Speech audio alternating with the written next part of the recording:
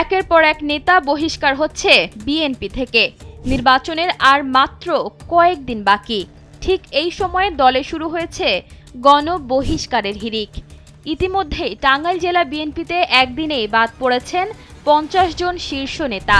ভোটের ঠিক আগ মুহূর্তে এমন ঘটনায় আতঙ্ক সৃষ্টি হয়েছে কেন্দ্র থেকে তৃণমূল পর্যায়ে।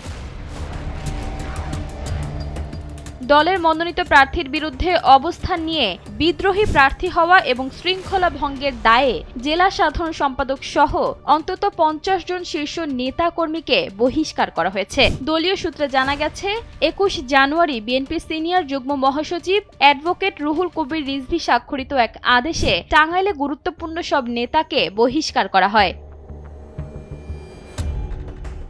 বহিষ্কৃতদের তালিকায় আছেন হ্যাভিয়েট সব নেতা। এদের মধ্যে উল্লেখযোগ্য হলেন সাবেক প্রতিমন্ত্রী লুৎফর রহমান খান আজাদ, জেলা বিএনপির সাধারণ সম্পাদক ফরহাদ ইকবাল, কেন্দ্রীয় নেতা মোহাম্মদ আলী এবং মুক্তিযোদ্ধা দলের কেন্দ্রীয় সহসভাপতি আব্দুল হালিম।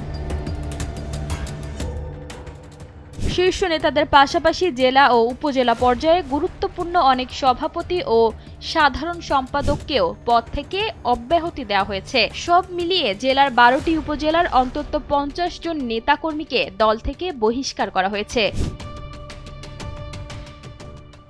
দলের এই কঠোর সিদ্ধান্তের বিষয়ে টাঙ্গাইল জেলা বিএনপির সভাপতি হাসানুজ্জামিন শাহিন জানান, যাদের বিরুদ্ধে দলীয় শৃঙ্খলা বিরোধী কর্মকাণ্ডে জড়িত থাকার সুনির্দিষ্ট প্রমাণ ছিল, তাদের কেন্দ্র ও জেলা থেকে বহিষ্কার করা হয়েছে।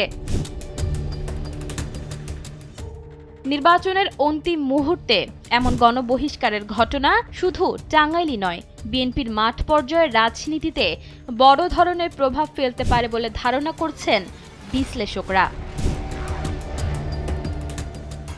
ইশিতা আক্তার, সময়ের আলো।